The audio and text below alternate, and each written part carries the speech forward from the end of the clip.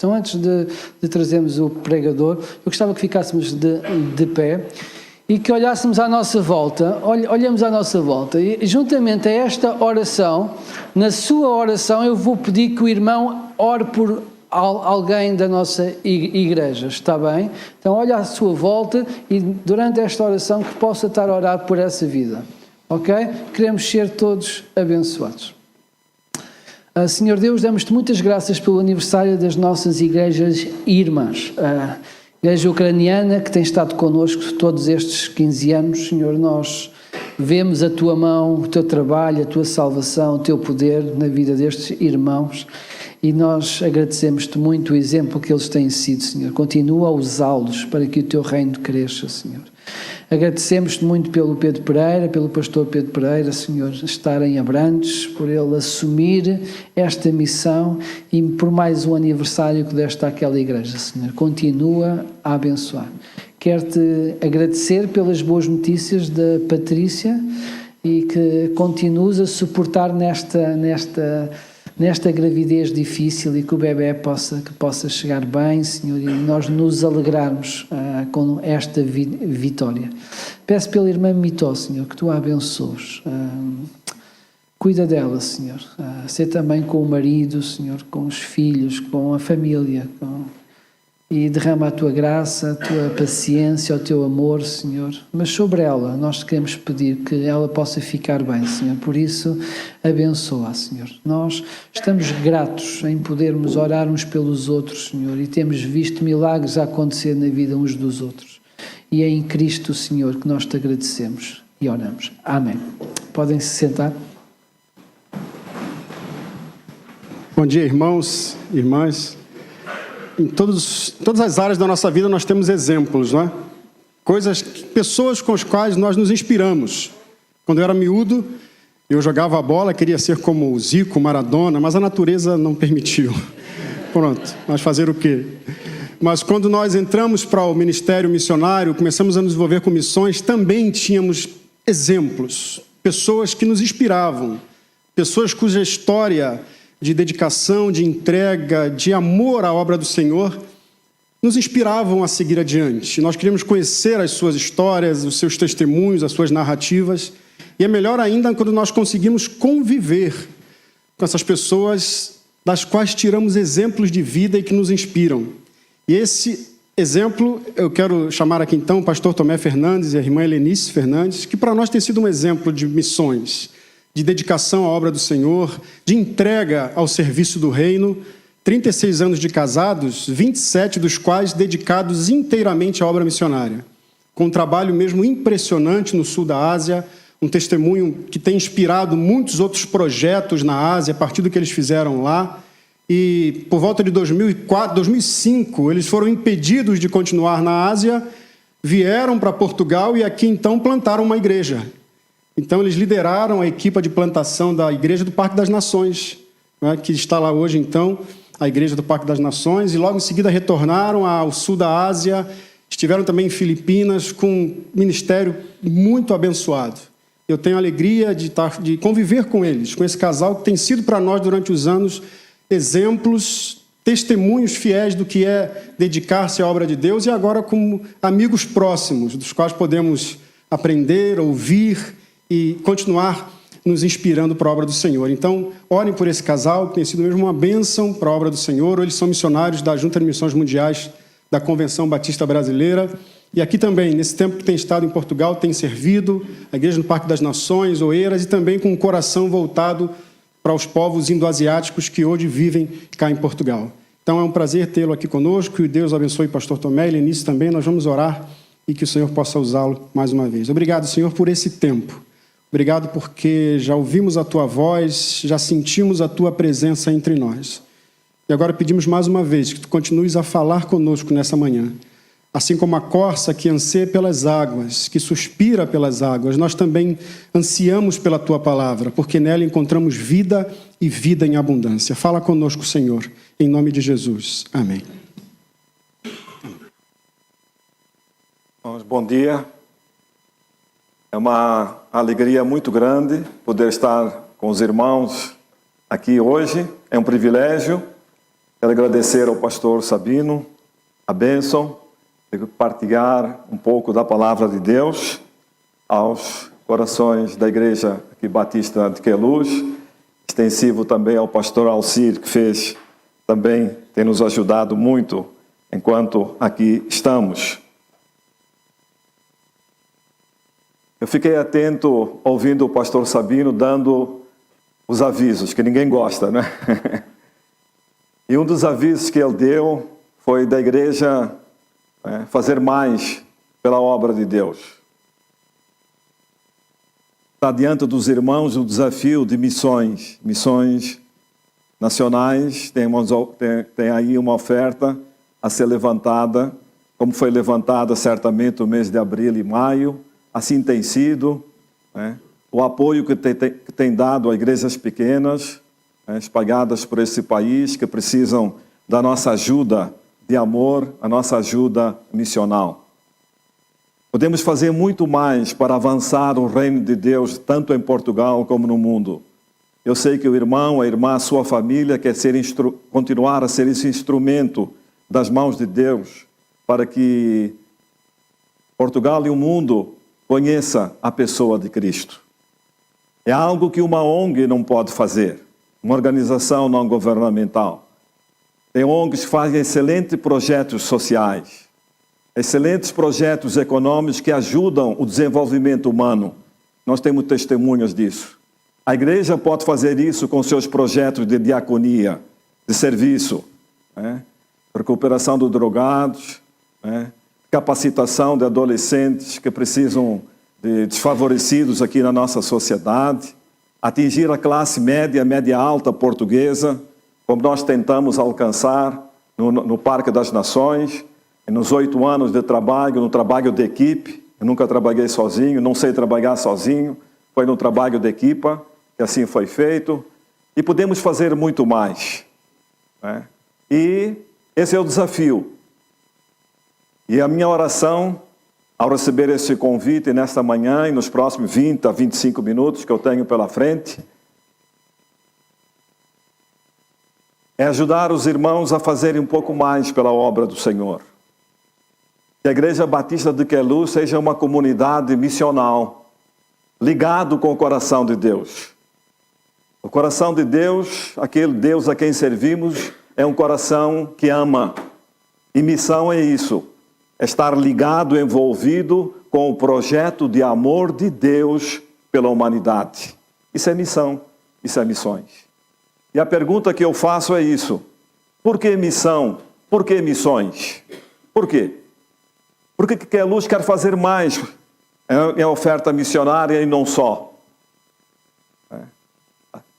Eu sei que através da liderança da igreja aqui, tem dado ênfase a esse aspecto mês após mês.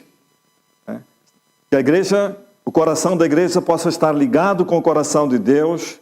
O coração de Deus bate pelo mundo. E o coração da Igreja Batista de Queluz? Como é que está? Até que ponto o que a igreja faz através de todos os seus ministérios e eventos, até que ponto isso está conectado com a intencionalidade do coração de Deus a favor do país e a favor do mundo? Por que missão? Por que missões? Eu não sei a motivação que muitas vezes as igrejas fazem quando se envolve em projetos sociomissionais, projetos de diaconia e projetos missionários. Qual é a motivação? Será que é uma motivação antropológica? A necessidade do ser humano numa cidade, a necessidade do ser humano dentro de uma nação, os mais carentes dentro de um povo? Será que é uma motivação sociológica? Tudo isso é válido, mas há uma razão teológica para tudo que nós estamos a fazer. O texto é muito conhecido, eu espero, e a minha oração que chegue, apesar de ser muito conhecido, eu espero que chegue ao seu coração e ao coração da igreja com um novo frescor após os 20, 25 minutos de exposição. Pelo menos foi a minha oração a Deus. Em Mateus capítulo 28, diz o seguinte, eu tenho a versão de Almeida, nesse ponto um pouco mais conservador, tentando prestigiar Almeida, o nosso conterrâneo. Nada contra as outras traduções, uso as várias, mas aqui escolhi hoje para isso, Almeida atualizada. E diz o seguinte: os 11 discípulos partiram para a Galileia, para o monte que Jesus lhes havia designado. E quando viram Jesus, o adoraram, mas alguns duvidaram. Jesus, aproximando, falou-lhes, dizendo: toda a autoridade me foi dada no céu e na terra. Portanto, vão, façam discípulos de todas as nações, batizando-os em nome do Pai, do Filho e do Espírito Santo, ensinando-os a guardar todas as coisas que eu vos tenho ordenado a vocês. E eis que eu estou com vocês todos os dias até o fim dos tempos. Por que missão? Por que missões? 4 aspectos eu gostaria aqui mencionar, baseado no texto que nós temos pela frente. O irmão pode depois me ajudar aí, por favor, irmão. Normalmente nós começamos nesse texto com o versículo 18.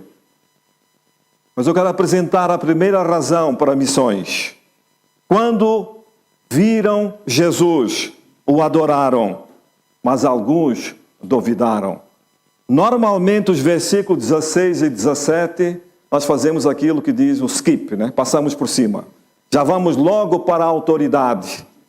Mas aqui está a primeira razão, porque a igreja deve ser uma comunidade missional, coração da igreja ligado com o coração de Deus, que bate pelo país, que bate por um povo, que bate pelo mundo.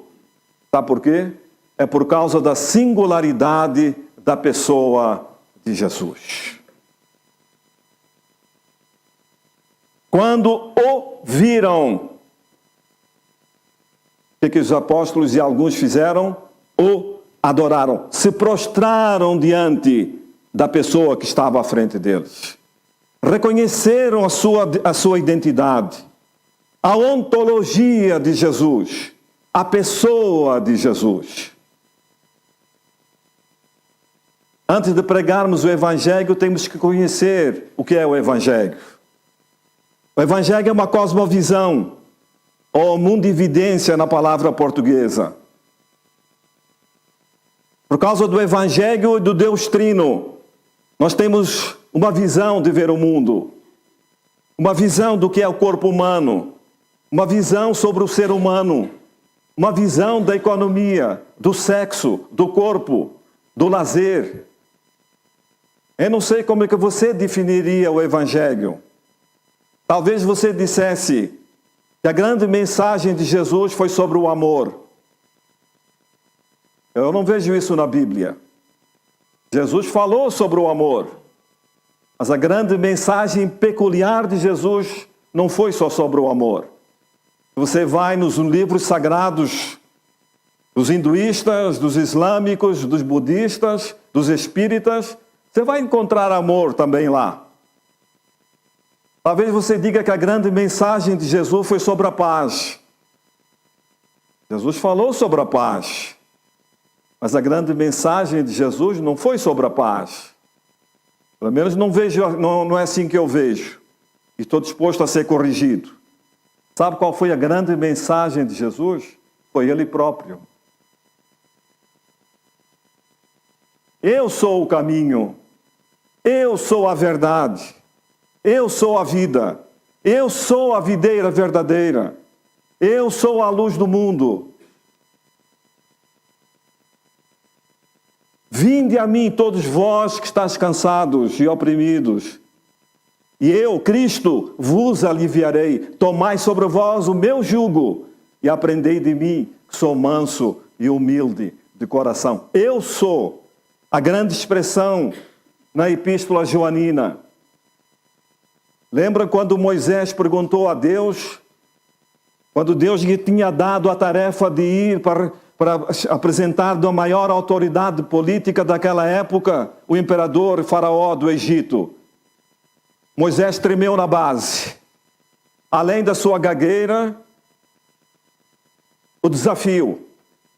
E o que Moisés perguntou a Deus? A Yahweh, o termo que aparece aí, o eterno, aquele que não tem princípio e não tem fim.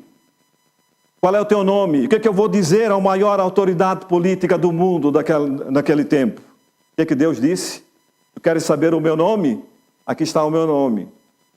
Eu sou o que sou. Essa é uma frase inacabada. 2000 anos depois, Jesus completou essa frase. Quando ele deu certo conteúdo, ele que era membro da economia da Trindade, antes de Portugal e o mundo existirem, o que existia no mundo? O Deus trino, o Deus pessoal, o Deus que fala, o Deus que comunica, que deu sentido ao mundo, disse basta, haja luz e houve luz, haja separação e houve separação. E depois esse Deus, na pluralidade, apesar da mesma essência, o que esse Deus disse? Façamos o ser humano a nossa imagem e semelhança. Cristo, na economia da Trindade, ele deu sentido ao mundo, ele deu ordem. O Evangelho faz isso. Quando o reino foi aproximado, Cristo se tornou Jesus, através de Maria, na manjedoura de Belém. E foi Jesus que completou essa frase inacabada de Êxodo. Eu sou o pão, eu sou a luz, eu sou a videira, eu sou o caminho, a verdade e a vida. Você tira Maomé do islamismo, o islamismo continua. Você tira Krishna e outros deuses do hinduísmo, o hinduísmo continua. Você tira Allan Kardec do espiritismo, o espiritismo continua. Mas se você e eu tirarmos Cristo do cristianismo, não dá. Fica casca. Perdeu sua essência. A grande mensagem de Jesus foi Ele próprio. Não teve princípio, não tem fim. Existiu antes do mundo ser criado. E é esse Cristo que entra na história para mudar a história. Deus amou o mundo de tal maneira que deu seu Filho para que todo aquele que nele crê não pereça, mas tenha a vida eterna. Qual é a primeira razão para a igreja ser uma comunidade missional? A singularidade da pessoa de Jesus. E no momento que nós perdermos isso, meus queridos irmãos e irmãs, jovens aqui presentes, nós vamos fazer do cristianismo mais um ismo.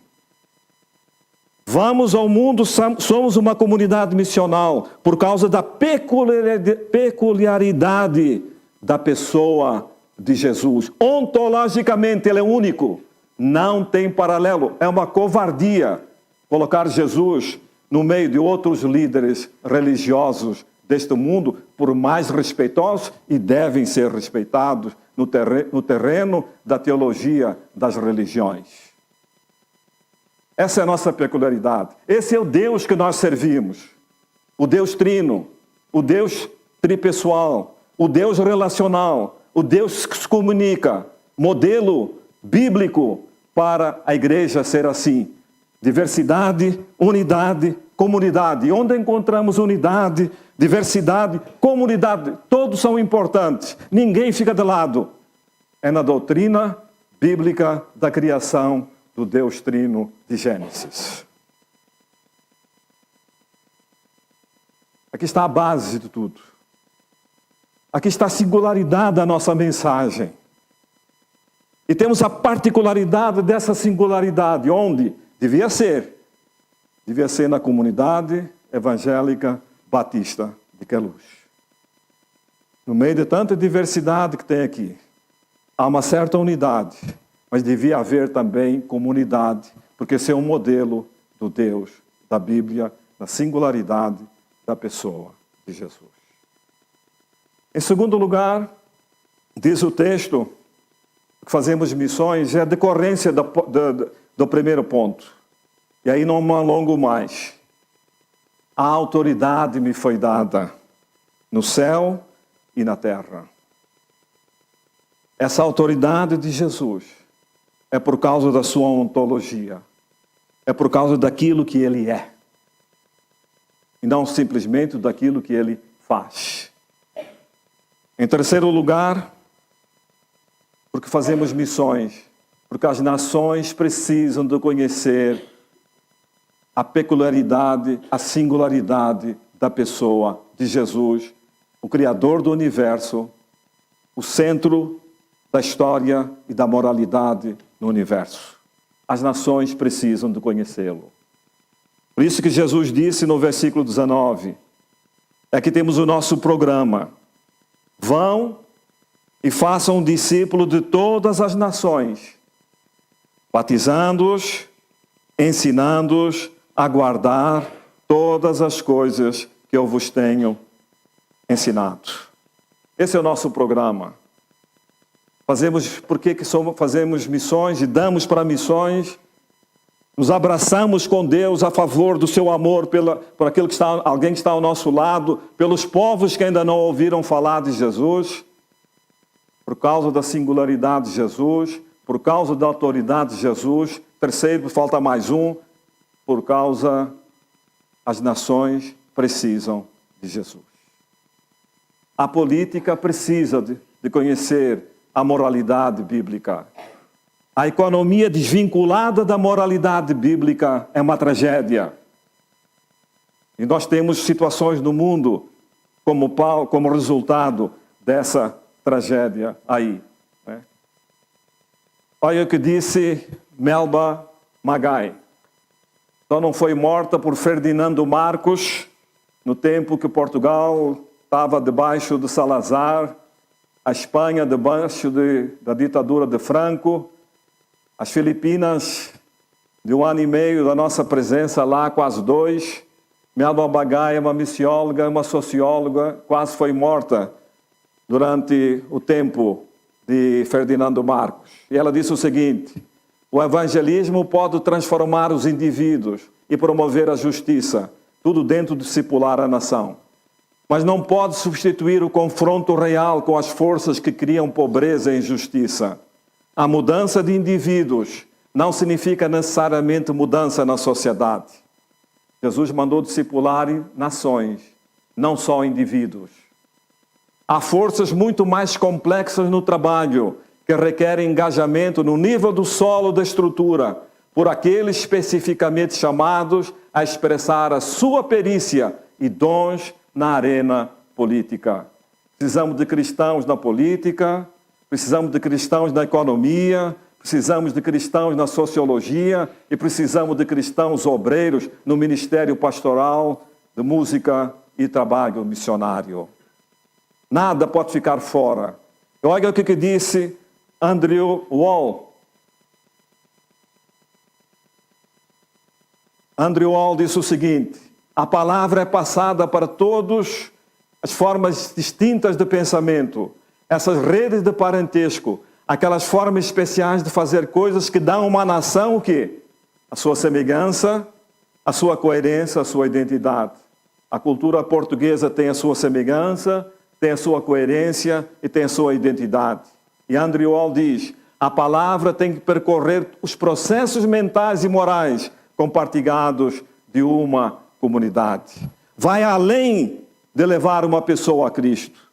Através daquele que é levado a Cristo, discipulado, chegar à rede onde ele está e a sociedade e a nação. É discipular nações. E ainda mais, nós podemos aprender aí uma outra coisa, quando falamos de nação. Aí a antropologia nos ajuda, isso é bem rápido. Quando nós falamos de cultura, estamos a falar de quê? De tecnologia, de organização econômica, sociais, organizações políticas, a ideologia que a nação tem, qual é o conceito que Portugal tem sobre o ser humano. O conceito que Portugal tem sobre o ser humano reflete o mandato cultural de Gênesis 1 e 2? A nossa economia está a favor da população ou só para servir a alguns? Nada pode ficar fora dessa moralidade bíblica, nada. Isso é questão de discipulado também. É tarefa da igreja. Fala de biologia, fala da arte, fala da linguagem. O evangelho, através dos seus discípulos, tem que chegar lá. A igreja tem que chegar a essa face da nação, porque isso é mandato que nós encontramos aí. Esse é um bom modelo, eu não tenho tempo para explicar aqui, é uma coisa à parte. Quando você estuda, eu como estudei e fiz essas palestras para um grupo de 530 alunos de teologia, o que eu descobri no século XVIII e XIX? Como é que a Inglaterra mudou? Olha o que é hoje. Essa é verdade, ficou a casca, perdeu-se a essência. Tínhamos o trio de Serampore, William Carey, muito querido pelos batistas. O pai das missões modernas, fundou a primeira sociedade missionária da Inglaterra. Ele foi para a Índia, não trabalhou sozinho, tem um trio de Serampore. Mas junto com o trio de Serampore, o que aconteceu no século XVIII e XIX? Naquela barbárie que era a Inglaterra. Comércio de escravos. Matavam crianças ao meio-dia na Praça de Londres. Como é que isso mudou?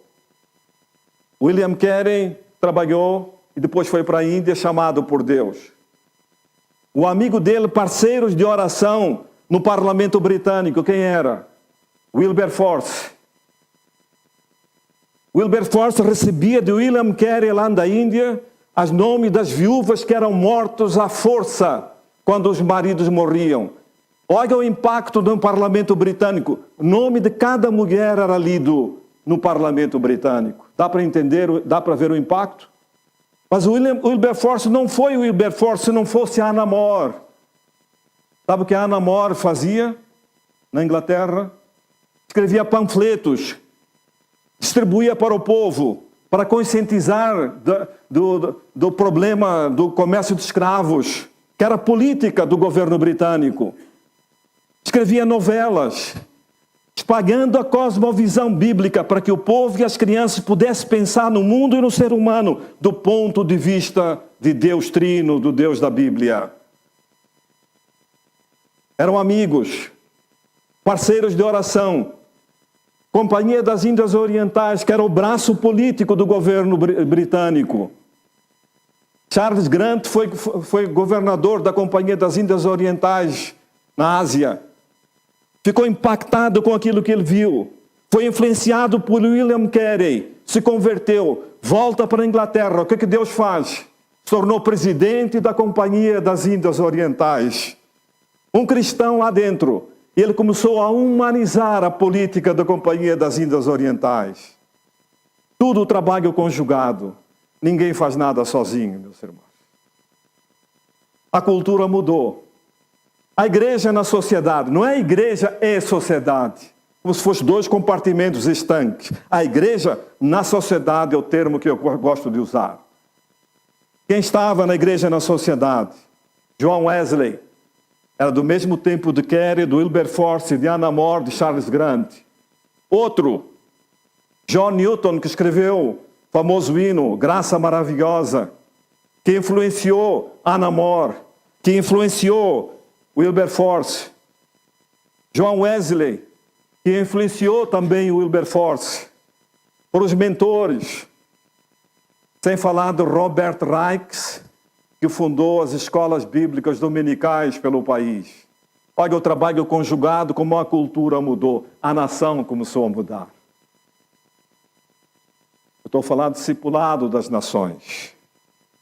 Bom, para completar, por causa também do nosso tempo, quando nós pensamos no trabalho missional, temos que pensar na parte geográfica.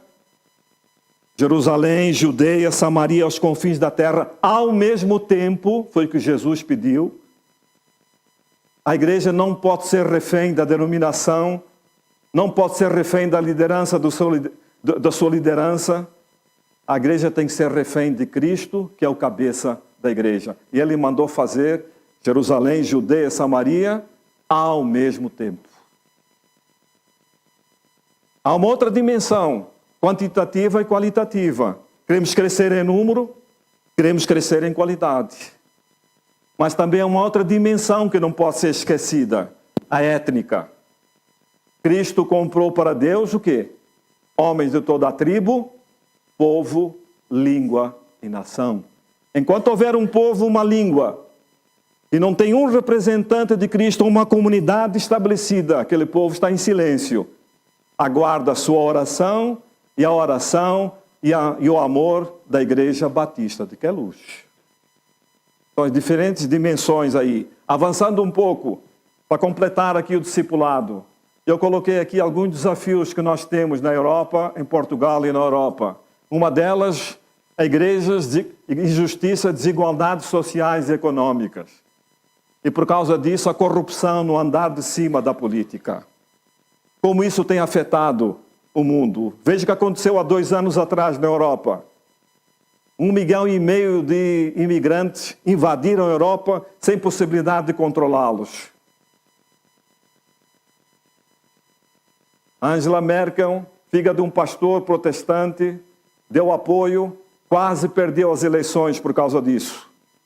Olha o que está acontecendo hoje na América do Sul, com aquela enorme quantidade de imigrantes, caminhando 2.000, 2.500 quilômetros para chegar na fronteira com o México, para entrar nos Estados Unidos.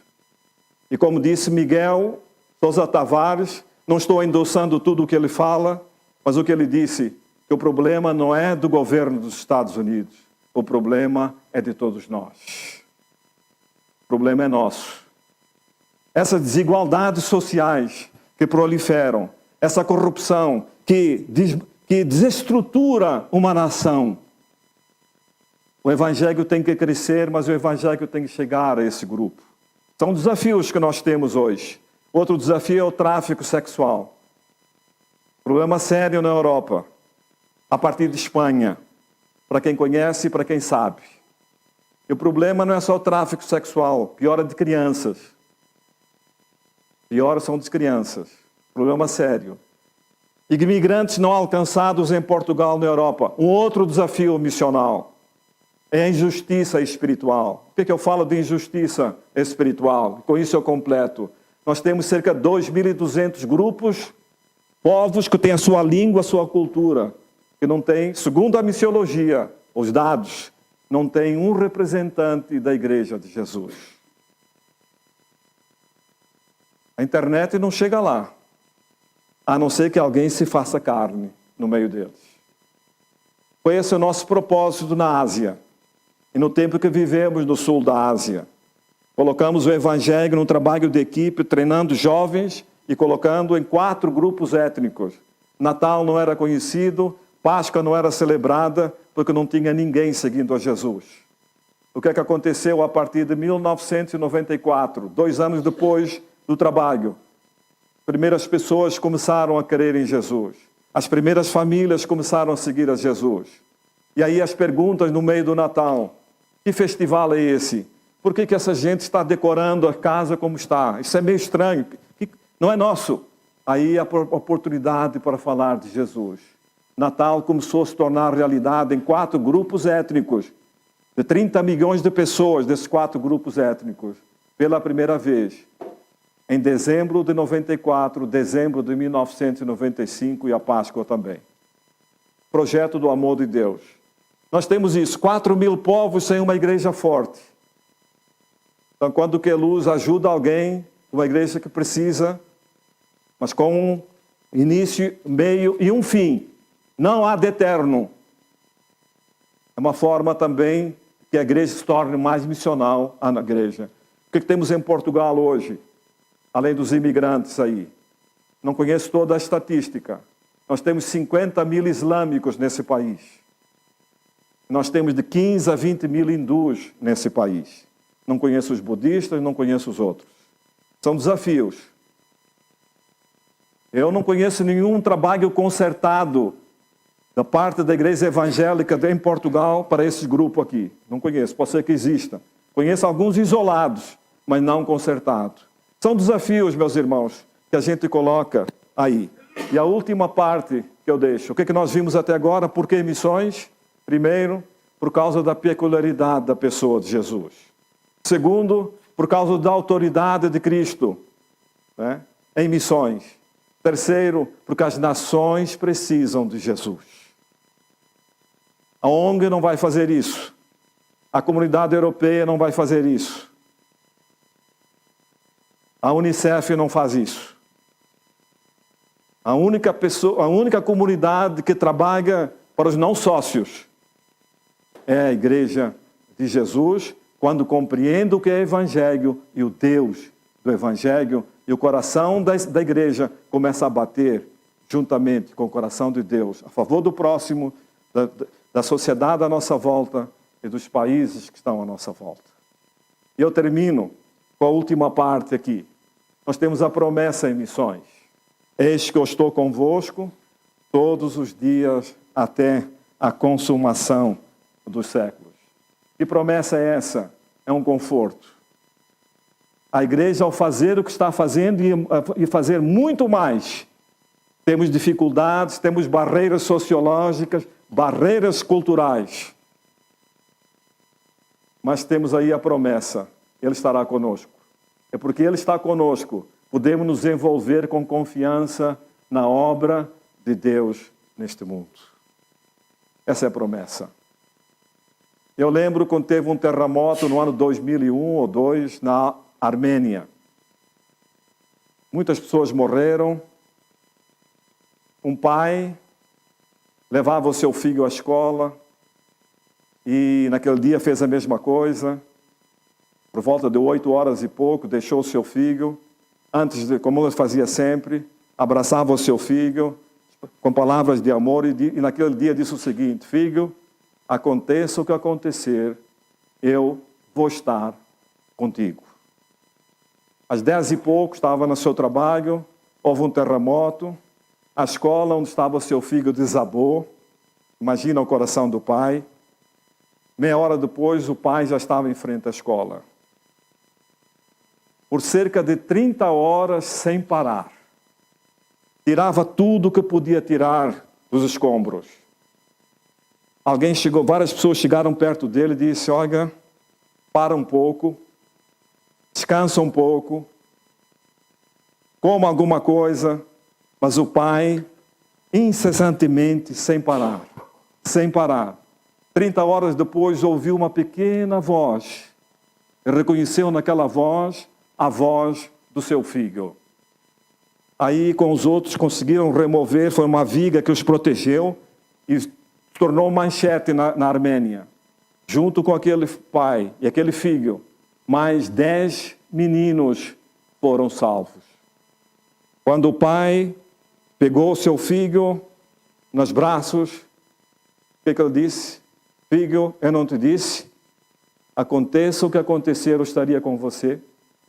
A atitude daquele filho me fez lembrar a atitude do Pai eterno para com você, para comigo, para com o mundo. O Pai é assim. Ele está conosco na nossa caminhada. Por que missões? Foi o assunto. E eu termino com uma reflexão para o coração da Igreja Batista de Queluz.